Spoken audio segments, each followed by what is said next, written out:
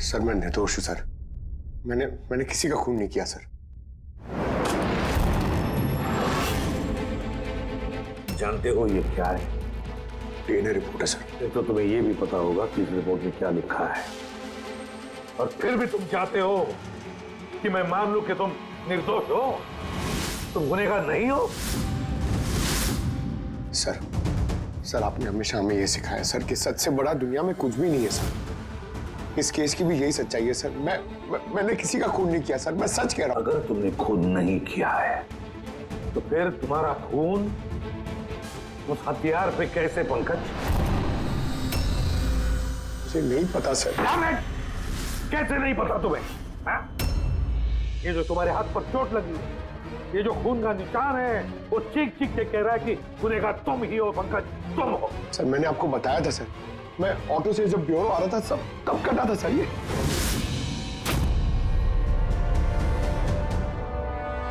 Sir ये भी हो सकता है कि कोई पंकज को फंसाने की कोशिश कर रहा हो। पंकज, इस आदमी ने तुम्हारा हाथ काटा था, शायद वही तुम्हारे खून का सैंपल लेके गया हो क्राइम सीन पे डालने के लिए। सर नहीं सर, सैंपल नहीं हो सकता उसके पास। उसने जैसे ही मेरा हाथ काटा था सर तो वो चला गया था और खून तुरंत नहीं आया था सर, थोड़ा टाइम लगा था। उसके पास मेरा सैंपल नहीं हो सकता सर। अगर तुम्हारा खून किसी ने नहीं दिया तो फिर तुम्हारा खून क्राइम सीन पर सिर्फ एक ही तरीके से जा सकता है पंकज, और वो भी तब जब तुम वहां खून करने गए थे तब। ये क्या बात हुई सर?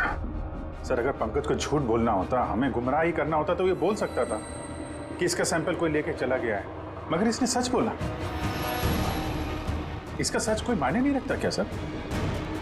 हाँ अभिजीत, सच बहुत मायने रखता है, लेकिन फिलहाल इस केस का सच यही है कि इस खून का एक ही सस्पेक्ट है और वो है पंकज।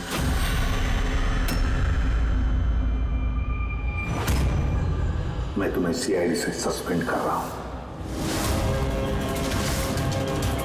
सर मेरा यकीन कीजिए सर, मैं सच कह रहा हूं। मैंने खून नहीं किया, मुझे मेरे पिताजी की कसम है सर। पंकज, तुम्हारी गन और बैच। सर एक बेटा अपने पिता के श्राद्ध के दिन उसकी झूठी कसम कैसे खा सकता है सर? मैंने तुमसे नहीं पूछा फ्रेडी। गन और बैच।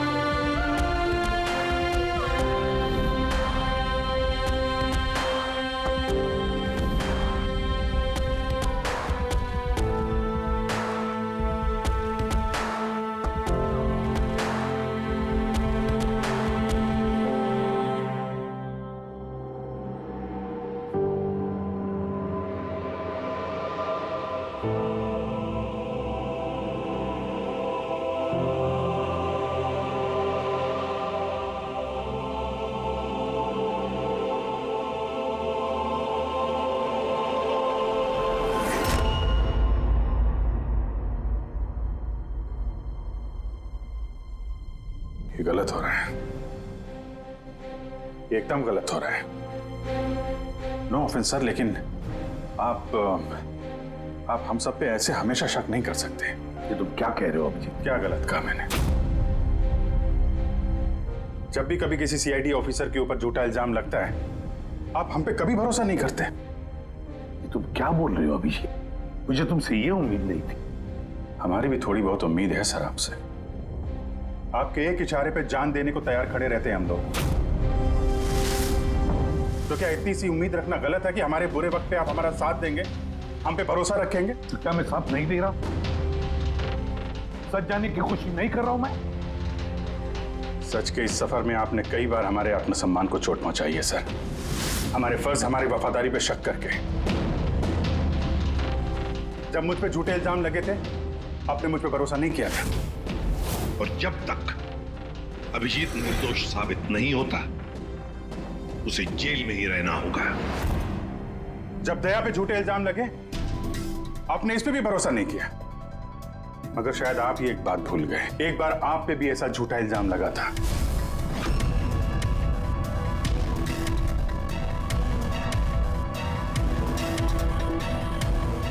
उस वक्त हम में से किसी ने भी आप पे शक नहीं किया था, बल्कि एक मजबूत दीवार बनकर सामने डटे खड़े रहे थे ताकि आपके ऊपर आंच ना आ सके। तो क्या आप वो हमारी हिम्मत, वो ताकत नहीं बन सकते सर? अभिजीत, मुजरिम से भी ज्यादा खतरनाक होता है एक इमोशनल सीआईडी ऑफिसर। तुम इमोशनल बन गए हो अभिजीत। मैं तुम्हें इस केस से हटा रहा हूं।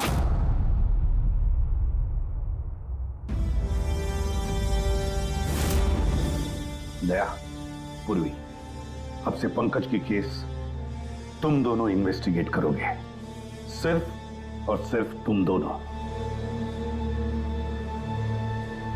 ठीक है सर। अब आपको मुझ पे इतना भी भरोसा नहीं रहा कि मैं इस केस को न्यूट्रल तरीके से देख पाऊंगा भी या नहीं। इतने साल की ड्यूटी का ऐसा मेडल तो किस्मत वालों को मिलता है।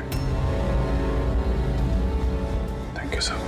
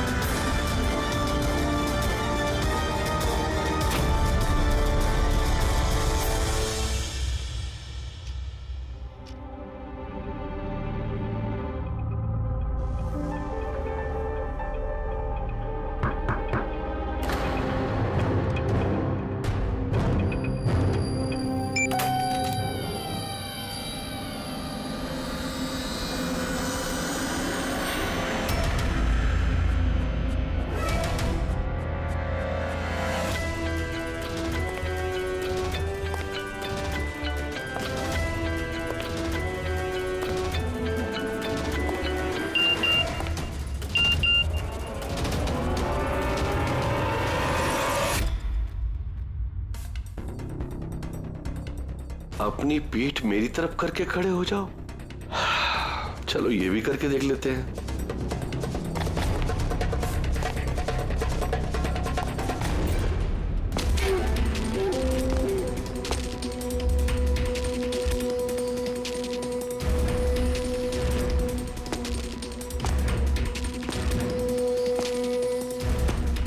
आप आ गए सर?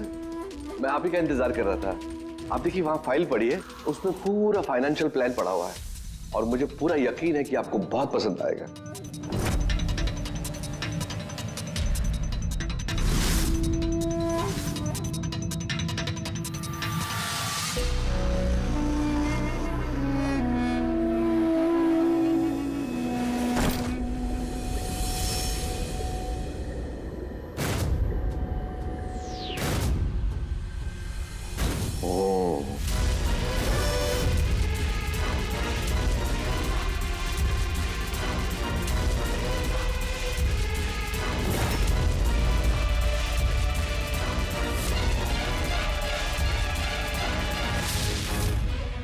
अरे ये तो नकली है।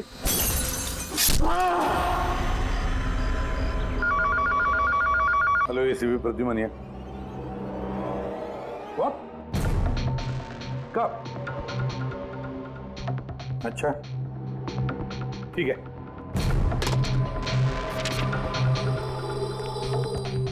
दया, अभिजीत, विक्रम विजय का खून हो गया। विक्रम विजय, वो हवाला कांड वाला सर? वही विक्रम विजय आज तक कानून से बच के भाग रहा था। आज उसका कत्ल हुआ, उसके ही घर में। एक न एक दिन तो ये होना ही था सर, इतने सारे दुश्मन पाल रखे थे उसने। सर रियली सॉरी सर, थोड़ा लेट हो गया। क्या बात है पंकज, कहाँ रह गए थे तुम? सर वो डैड का श्राद्ध था सर, आज मंदिर गया था सर पूजा करने। ठीक है, और ये हाथ में क्या हुआ? अरे सर ये आते हुए लग गया, मामूली चोट है, इतना जोर से नहीं लगा सर। ठीक है, तैयार हो जा, एक मर्डर केस आया हुआ है। अब ये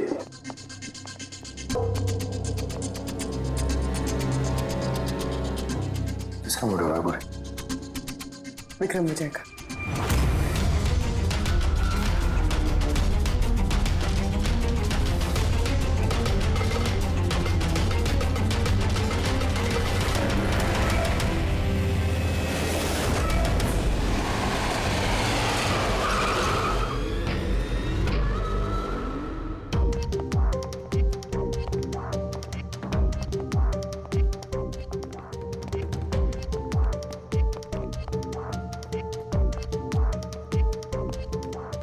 सीआईडी? जी हाँ।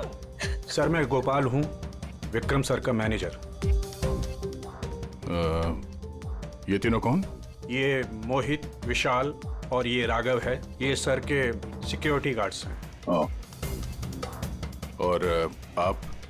ये विक्रम सर की वाइफ हैं, मधु मैडम, और बाकी सब स्टाफ है। बॉडी कहाँ है? सर बॉडी अंदर है। ये गर्दन पे वार किया है और पेट और छाती पे भी मारा है। टोनी पक्का करना चाहता था कि किसी भी तरीके से ये बचने ना पाए।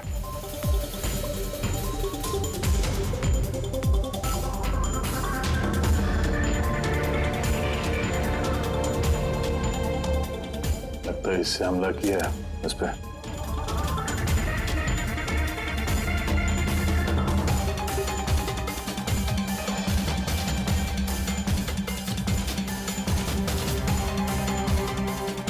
विक्रम के फोन पे आखिरी मैसेज किसी अननोन नंबर से आया।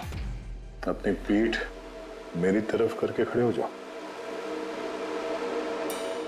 पीठ मेरी तरफ? मतलब वो आदमी इसको अपना चेहरा नहीं दिखाना चाहता था क्या?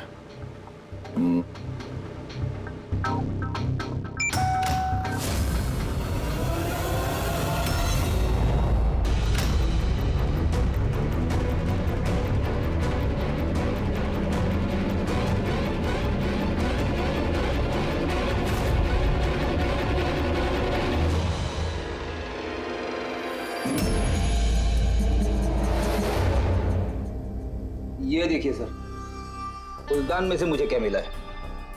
Audio recording device.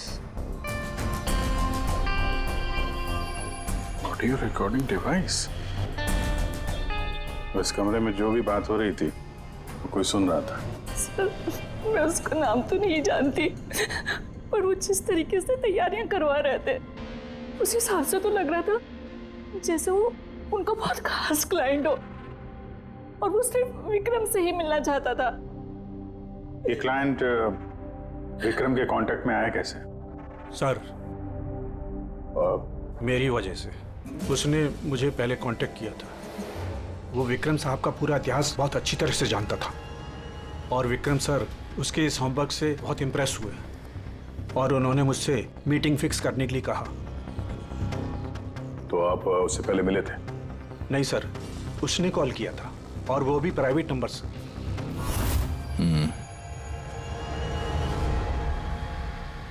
तो आप लोगों ने मीटिंग से पहले पूरी तैयारी कर ली थी?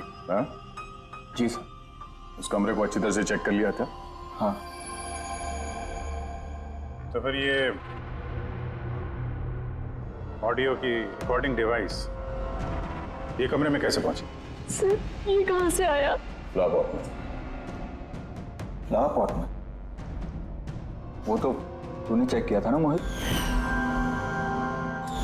मैंने ही चेक किया था सर, लेकिन मुझे फ्लावर पॉट में दिखा नहीं था। दिखा नहीं था? जी नहीं। अच्छा, ऐसे कैसे दिखा नहीं था?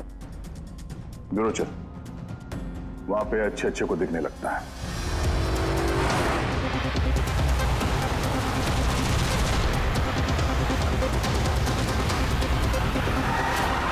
मोहित पे नजर रखना। गोली में चलाना। कैलाश सर, आप कौन है? ये सीबीआई ऑफिसर है कैलाश जी। कैसे है सर? बढ़िया। क्या बात है सर, आपने अचानक रास्ता रोक लिया? अभिजीत, मुझे वो आदमी चाहिए जो तुम्हारी सीआईडी की गाड़ी में बैठा है। मोहित? वो हमारा मुजरिम है सर, हम उसे ब्यूरो ले जा रहे हैं इंटरोगेट करने के लिए। नहीं अभिजीत, वो मुजरिम नहीं है, एक सीबीआई अफसर है। क्या करें आप? ये मोहित सीबीआई ऑफिसर है? मगर सर ये तो वो गार्ड की नौकरी कर रहा था विक्रम। क्या दिखावा? सच को छिपाने के लिए। कैसा सच? मोहित एक अंडरकवर है और मेरे कहने पर वहाँ ड्यूटी कर रहा था, और मेरे कहने पे ही उसने विक्रम के वहाँ वो रिकॉर्डिंग डिवाइस लगाई थी। और इसीलिए कुछ भी बताने से मना कर रहा था। ये अंडरकवर है, मर जाएगा मगर प्रोटोकॉल नहीं तोड़ेगा। नहीं ठीक है सर, वो एक्चुअली थोड़ी बहुत पूछताछ करनी पड़ेगी, खून का मामला है। जस्ट जनरल बातचीत। और हमें वो ऑडियो रिकॉर्डिंग मिल सकती है सर? हम जानना चाहते हैं कि खूनी और विक्रम के बीच क्या बात हुई थी। आप आ गए सर? मैं आप ही का इंतजार कर रहा था। आप देखिए वहां फाइल पड़ी है, उसमें पूरा फाइनेंशियल प्लान पड़ा हुआ है और मुझे पूरा यकीन है कि आपको बहुत पसंद आएगा। ये नोट तो नकली है। सर ऐसा लगता है कि विक्रम विजय खूनी को जानता है, इसलिए खूनी ने उसे अपना चेहरा देखने ही नहीं दिया। और जैसे ही विक्रम को पता चला कि जो पैसे उसे दिए गए वो नकली हैं, खूनी ने उसे मार दिया और बैग लेके चला गया। तो काम करते हैं, इस मोहित से अंडरकवर कॉप से पूछताछ करते हैं। आई एम सॉरी सर, ये केस अभी तक बंद नहीं हुआ है, इसलिए अगर मैं आप लोगों को कुछ भी और बताता हूँ तो वो प्रोटोकॉल का उल्लंघन होगा, विच आई डोंट वांट। देखो मोहित, मैं तुम्हारे प्रोटोकॉल की इज्जत करता हूँ, मगर कोई तो ऐसी चीज होगी ना जो तुम्हारी इन्वेस्टिगेशन के दौरान तुम्हें मिली हो, मगर तुम्हारे प्रोटोकॉल के दायरे में होने के बावजूद भी तुम हमें बता सकते हो। कुछ तो बताओ जिसके जरिए हम खूनी तक पहुंच सके। मैं आप लोगों को केवल इतना बता सकता हूँ कि पिछले काफ़ी सालों से सीबीआई इस विक्रम विजय के पीछे लगी हुई थी। आज से 15 साल पहले सन 2002 में सीबीआई ने एक अंडरकवर ऑफिसर को भी विक्रम विजय के पीछे लगाया था, कुछ खास सबूत इकट्ठा करने के लिए, लेकिन कुछ हासिल नहीं हुआ और अनफॉर्चुनेटली हमारे वो ऑफिसर मारे गए। एक मिनट, नाम क्या था इस ऑफिसर का? इंस्पेक्टर अधिराज।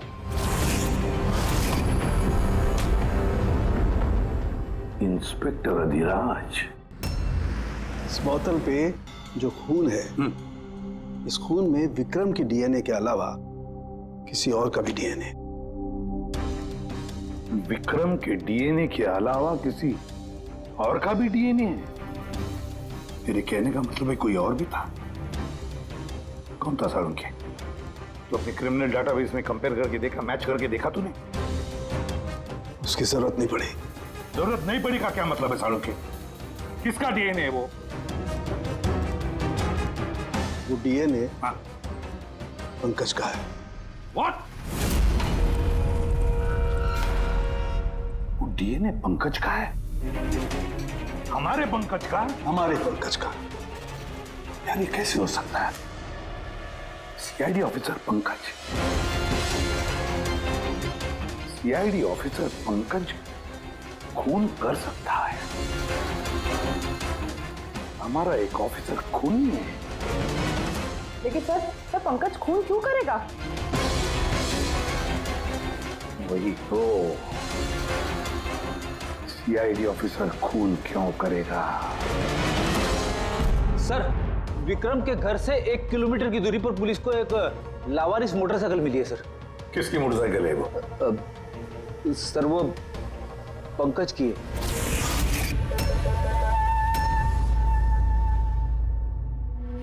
लगा मुझे। क्या मतलब?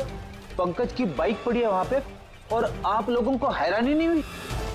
फ्रेडी, विक्रम विजय जिसकी मौत हुई है आज, 15 साल पहले अधिराज जी, पंकज के पिता, एक अंडरकवर कॉप, बॉडीगार्ड बन के विक्रम विजय के खिलाफ सबूत इकट्ठा कर रहे थे और उसी दौरान वो मारे भी गए। मतलब सर, पंकज को ये लगता है कि उसके पिताजी की मौत के पीछे विक्रम विजय का हाथ था और इसीलिए उसने अपने पिताजी की मौत का बदला लेने के लिए।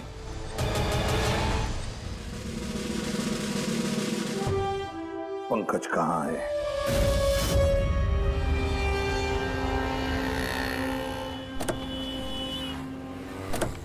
अरे सर, आप लोग? यही सवाल तो हम भी तुमसे पूछने वाले थे। तुम यहाँ क्या कर रहे हो? तुम तो बीमार थे ना? अरे सर, बाइक चोरी हो गई थी मेरी। ये सामने पुलिस स्टेशन में रिपोर्टर कराने आया था। ये देखिए। हमें पता है तुम्हारी बाइक कहाँ है। आप लोगों को कैसे पता सर? तुम्हारी बाइक विक्रम विजय के घर के पास मिली है। वही विक्रम विजय जो तुम्हारे पिता का खूनी है। जब ब्यूरो में एसीपी साहब ने बताया कि विक्रम विजय का खून हुआ है, तो तुम्हें पता था ना कि वही विक्रम विजय है? हाँ सर। अरे तो ब्यूरो में क्यों नहीं बताया तुमने? तुम्हें बताना चाहिए था ना कि विक्रम विजय तुम्हारे पिता का खूनी है। सर, डैड का श्राद्ध था सर। मंदिर से ब्यूरो आ रहा था, उनके बारे में सोच रहा था, ये न्यूज आ गई। एकदम हिल गया था सर, समझ में नहीं आ रहा था क्या करूं। और ये हाथ जो तुम्हारा कटा हुआ है, एग्जैक्टली हुआ क्या था? सर, ये तो जब मैं मंदिर से ऑटो पकड़ के आ रहा था।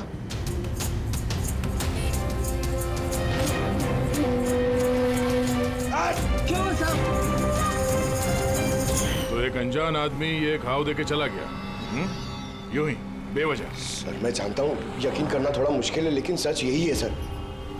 पंकज यार, तुम तो हमेशा बाइक पे ब्यूरो आते थे ना, अचानक ऑटो में कैसे आया? अचानक नहीं सर, मेरी बाइक तो 2 दिन से खराब पड़ी है।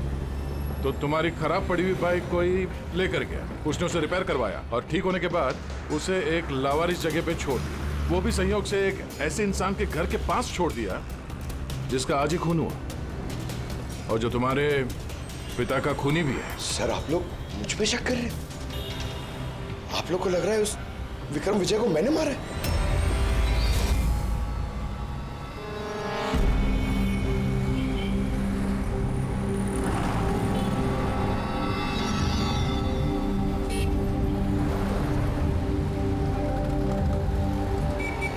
अगर ये पंकज अपने घर से विक्रम के घर पे गया होगा तो वो यहाँ इस जंक्शन से ही गुजरा होगा।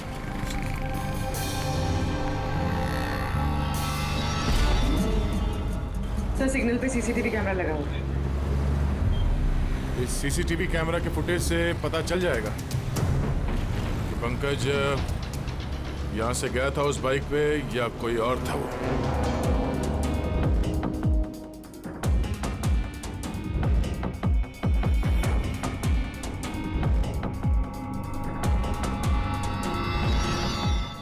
एक मिनट रिवाइंड करना, पॉज कर। सर, ये देखिए, कि पंकज की तरह नहीं लग रहा है। बाइक का नंबर है XYA4784। सर, पंकज की बाइक का नंबर भी यही है। पूर्वी, ये पंकज इतनी लापरवाही तो नहीं कर सकता कि एक जुर्म करने के लिए जाते वक्त सड़क पे एक और जुर्म करे, सिग्नल तोड़ने का। जरूर कोई है जो पंकज को फंसाना चाहता है और उसी ने ये सिग्नल भी तोड़ा है ताकि हमारा जो शक है पंकज के ऊपर वो और मजबूत हो जाए। मगर सर, पंकज को कौन फंसाना चाहेगा? शायद इसका कोई पुराना दुश्मन।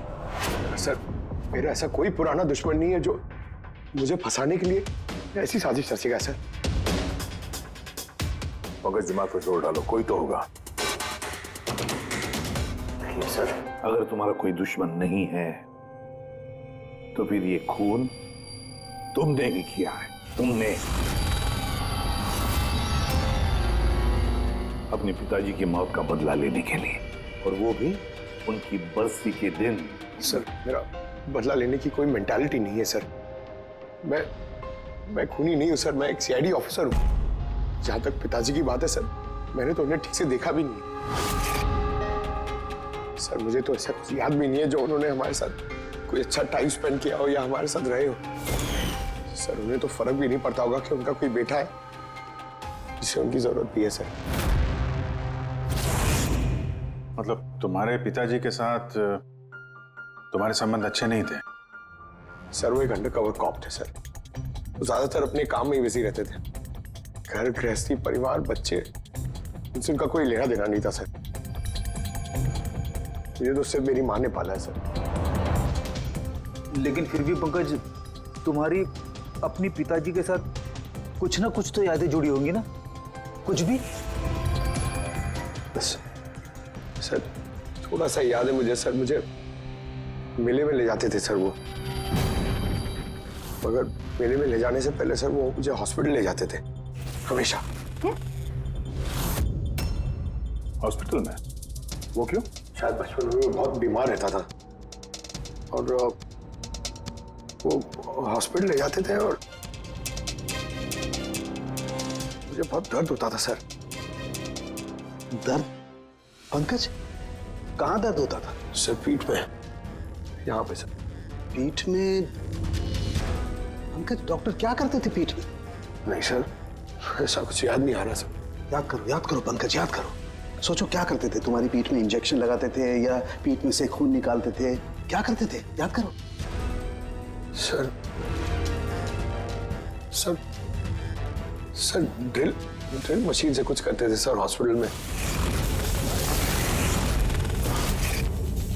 क्या कहा? ड्रिल मशीन से? और उसके बाद तुम्हें पीठ में दर्द होता था? बहुत दर्द होता था सर। मैं हफ्तों तक सीधे बैठ भी नहीं पाता था। और फिर घर जाने के बाद तुम्हें नींद सी आती थी? कुछ अजीब सा लगता था? चक्कर आता था? हाँ सर। सर मेले में भी जब मैं घूमने जाता था तो नींद में ही रहता था सर। ऐसे चक्कर आते रहते थे सर बस। लेकिन सर इस बात का इस केस से क्या लेना देना? लेना देना है बॉस। मुझे लगता है इसके पिताजी ने इसकी बहुत छोटी उम्र में इसका बोन मैरो डोनेट करवा दिया था। लेकिन सर बच्चों का बोन मैरो डोनेट करवाना तो गैरकानूनी है ना? गैरकानूनी है, लेकिन मुझे लगता है बॉस पैसे की वजह से या किसी भी और वजह से उस डॉक्टर ने इसके पिताजी के लिए ये सब कुछ किया था। वो ठीक है सर, लेकिन मेरी समझ में अभी भी ये नहीं आ रहा है कि इस बात का इस केस से क्या कनेक्शन है? कनेक्शन ऐसे है पूर्वी कि कई बार जब बोन मैरो डोनेट किया जाता है तो जिसे बोन मैरो डोनेट किया जा रहा है उस व्यक्ति को ह्यूमन काइमेरिज्म हो जाता है। ह्यूमन काइमेरिज्म? ये क्या है सानकू साहब? यूं समझो कि जिस व्यक्ति को बोन मैरो डोनेट किया जा रहा है उस व्यक्ति के शरीर में 2 डीएनए पैदा हो जाते हैं। एक डीएनए वो जो उसका खुद का है, ओरिजिनल, और दूसरा डीएनए वो जो बोन मैरो जिसका ट्रांसप्लांट हुआ है उसका। इसका मतलब है सर पंकज का बोन मैरो जिसे मिला शायद उसके खून में भी ये पंकज का डीएनए शामिल है। Exactly that. बस मुझे लगता है कोई बहुत ही खास होगा वो जिसके लिए पंकज के पिताजी ने ये सब कुछ किया। कोई ऐसा खास आदमी जो पंकज के पिताजी इंस्पेक्टर अधिराज के बहुत ही करीब था और उसकी मौत का बदला लेने के लिए उसने ये खून कर डाला। पर कौन?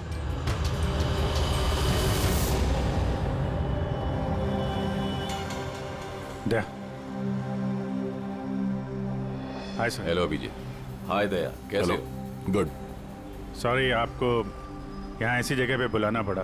अभिजीत, जो इन्फॉर्मेशन तुमको चाहिए थी वो ना तो सीआईडी ऑफिस में दी जा सकती थी और ना मेरे ऑफिस में। थैंक यू सर आपकी मदद के लिए। पंकज एक ईमानदार ऑफिसर है सर, और आपकी मदद से शायद हम उसकी बेगुनाही साबित कर पाए। अभिजीत, तुम्हें याद है एक खतरनाक मुजरिम था राका, उसको पकड़ने में तुमने मेरी मदद की थी, तो समझ लो मैं उसी का बदला चुका रहा हूं। दोस्ती में बदले नहीं चुकाए जाते सर।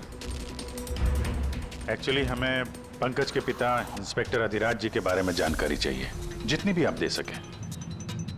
आपने काम किया है ना इंस्पेक्टर अधिराज के साथ? हाँ दया, अधिराज बहुत ही ईमानदार अफसर था और बहादुर भी। मुझे तो ये कहने में गर्व होता है कि हमने एक साथ काम किया। सर एक्चुअली हमें ये पता करना था कि उनके अंडरकवर मिशन के दौरान उनके कभी किसी से कोई खास रिश्ते बने थे।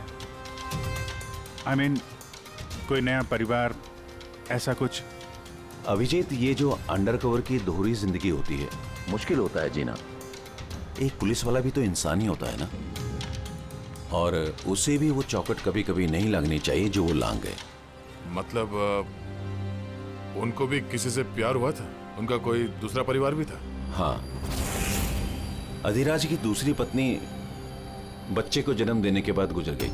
ओह, और अधिराज जी की मौत के बाद इस दूसरे बच्चे का क्या हुआ? ये राज हमेशा राज ही बना रहा कि अधिराज ने उस दूसरे बच्चे को कहाँ रखा, कैसे पाला, और वो बच्चा कहाँ गया, कभी किसी को नहीं मिला। और ये जो बच्चा है दूसरी शादी से, क्या उम्र रही होगी उसकी? ये पंकज से कोई 2-3 साल बड़ा होगा। शादी पंकज की माँ से पहले हुई थी, पर बच्चा दूसरी बीवी से पहले हुआ था।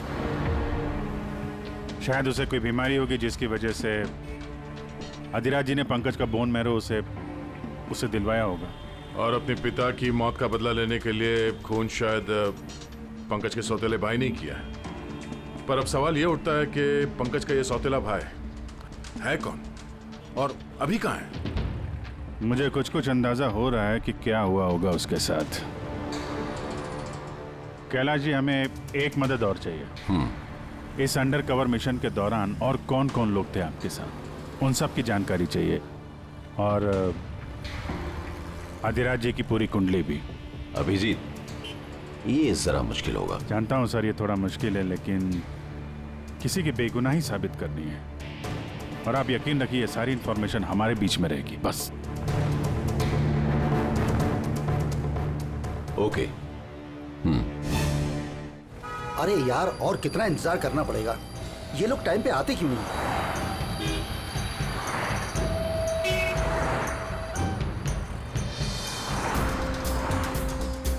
अरे यार, आधे घंटे से इंतजार कर रहा हूँ। अरे मुझे आज ही पूरा पैसा चाहिए। अरे मुझे निकलना है इस शहर से आज ही। तेरा हिसाब तो मैं आज, अभी और इसी वक्त चुकता कर दूंगा।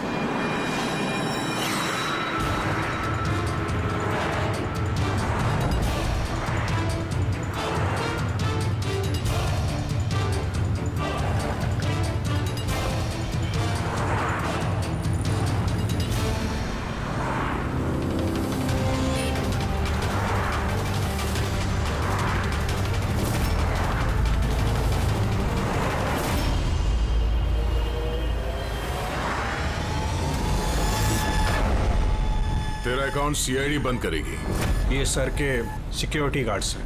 नहीं अभिजीत, तो मुजरिम नहीं है, एक सीबीआई अफसर है।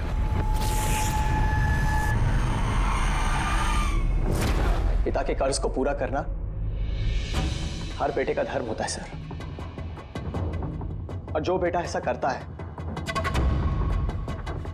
वही अच्छा बेटा कहलाता है, और वो हूं मैं। तुमने तो किया नहीं, मैंने लिया अपने पिता की मौत का बदला। देखो मोहित, तुम दोनों के पिताजी इंस्पेक्टर अधिराज एक नेक, ईमानदार और बहादुर इंस्पेक्टर थे। क्या लगता है तुम्हें, उन्हें तुम जैसे मुजरिम बेटे पर गर्व होगा या पंकज जैसे ईमानदार सीआईडी ऑफिसर पर? तो सच बात तो यह है कि पिताजी को हमेशा से इस पंकज पर गर्व था, और प्यार भी वो इससे ही ज्यादा करते थे। मुझे तो उन्होंने अनाथ आश्रम में डाल दिया था सर, ताकि उनके दूसरे परिवार पे कोई आंच ना आ सके। वो ये बात बताती तो तू हमारे पास आई क्यों नहीं? मैं तो भाई हूं तुम्हारा यार।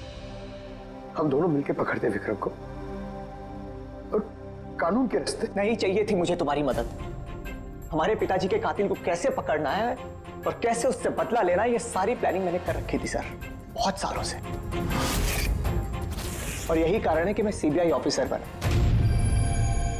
और ठीक हमारे पिताजी की तरह ही एक अंडरकवर ऑपरेशन पे गया उस विक्रम विजय के खिलाफ। लेकिन इस बार उसे सजा दिलवाने के लिए नहीं सर, बल्कि उसे खत्म करने के लिए। एक सीबीआई ऑफिसर होकर भी तुमने जुर्म किया। तुम जैसे लोगों की वजह से ही लोग कानून पर विश्वास करने से कतराते हैं। इस काम में केतन ने तुम्हारी मदद की थी ना? हाँ सर, केतन भी मेरे पिताजी के साथ काम करता था। वो भी एक अंडरकवर कॉप था। उसी ने मुझे सब कुछ बताया और उसके बताने से ही मुझे पता चला कि बचपन में मेरा एक ऑपरेशन भी हुआ था। और जब तुम्हें पता चला कि तुम्हारे खून में 2 डीएनए, एक तुम्हारा दूसरा मेरा, तो तुमने खून करके मुझे ही फंसा दिया। हाँ, और इसीलिए मैंने अपना खून बहाकर उस हथियार पे डाल दिया था और उसके बाद तुम्हारा हाथ काटा ताकि एक तीर से 2 निशाने लग जाए। मेरे दोनों दुश्मन, हमारे पिताजी का कातिल वो विक्रम विजय। हेलो कैलाश सर, सर मैंने विक्रम विजय के रूम में ऑडियो डिवाइस लगा दिया।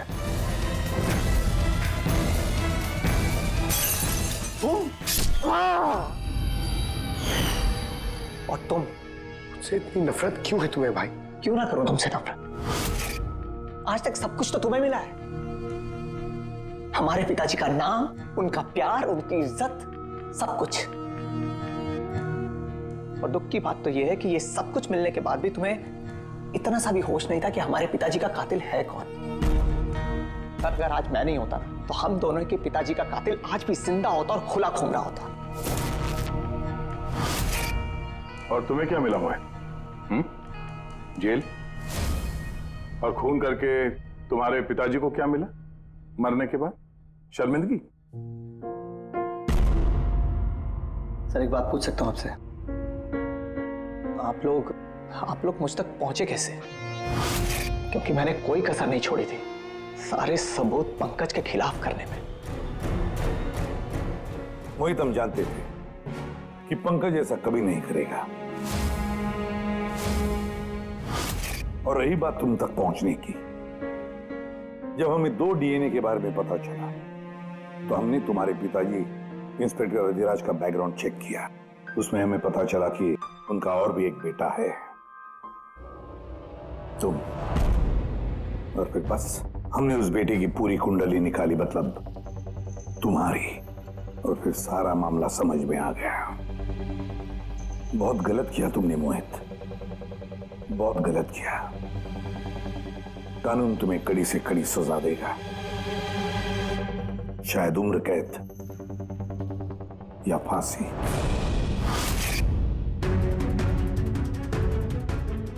रेडी?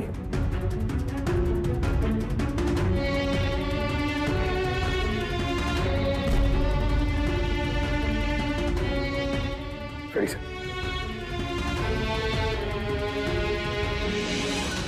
मैं जानता हूं तुम्हारे दिल में सिर्फ मेरे लिए कड़वाहट है, मगर मुझे पता ही नहीं था कि मेरा कोई एक भाई है। मुझे नहीं मालूम कि तुम्हारे साथ क्या होने वाला, मगर तुम एक बात हमेशा याद रखना, मैं तुम्हारा इंतजार कर रहा हूं। I'll wait for you.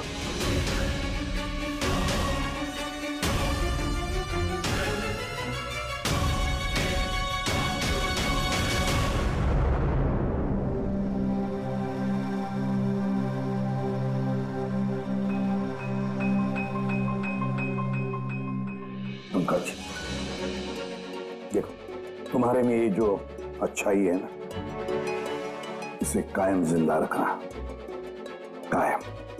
Welcome back to CID. Thank you sir. Sir, I am sorry sir. आप सही कह रहे थे। इमोशनल होके मैं कुछ जरूरत से ज्यादा ही बोल गया सर। I am sorry. देखो अभिजीत, तुम सब लोग मेरे लिए ना सिर्फ सीआईडी ऑफिसर्स हो, बल्कि मेरा गुरूर हो, मेरा आत्मविश्वास हो, मेरी ताकत हो। और एसीपी प्रद्युमन ने आज तक अपनी ताकत पर कभी शक नहीं किया और ना कभी करेगा। इम्तिहान की घड़ियां तो आती है और आती रहेंगी भी, मगर फर्ज की राह पर चलते वक्त अगर अपने बेटे पर भी गोली चलाना क्यों न पड़े, हाथ कांपने नहीं चाहिए। For more updates, subscribe to our channel, click the show links and enjoy watching the videos.